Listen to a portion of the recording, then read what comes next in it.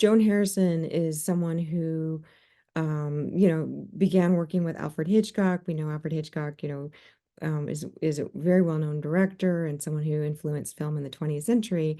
What we don't know as much about, and the reason I wanted to write a book about Joan Harrison is that she's somebody who came on as his assistant early in his career and then essentially worked with him and worked on his films for many years, from kind of the early 1930s through the early 1940s, and then went on to have a really important career in her own right and or produced films, wrote and produced films in Hollywood in the 1940s, shaping the kind of genre of film noir in her own way. And she made Phantom Lady is probably her most well-known and significant film, which is one reason why I titled the book Phantom Lady.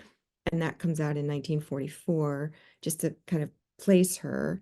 And she makes other films such as Ride the Pink Horse and also They Won't Believe Me, as well as a film called Nocturne. But she produces 8 films in the 1940s. And then she has a little bit of a lull before she goes into a really successful television career.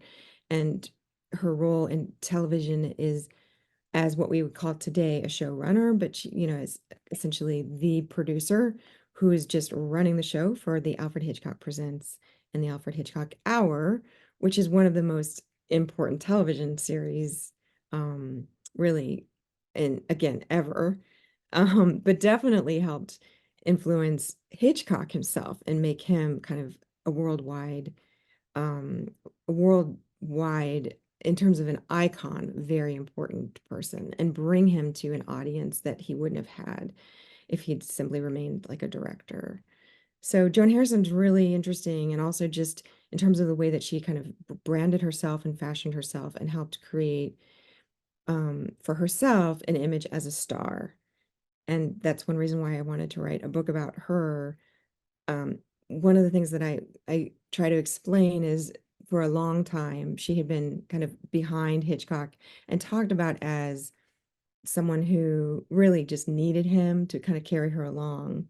And people would say, oh, yeah, sure, she was just either like a nanny for the family, or a personal assistant or a secretary. She didn't really matter that much. She was more treated as an appendage to Alfred Hitchcock. And so if she was ever referred to, and sometimes she would never even be mentioned, but if she was mentioned, it would be more in terms of a phrasing such as, well, yeah, everybody knows that Alfred Hitchcock made Joan Harrison who she is today or who she became. But what I tried to do in the book is really show that Alfred Hitchcock would not have become Alfred Hitchcock, if not for Joan Harrison.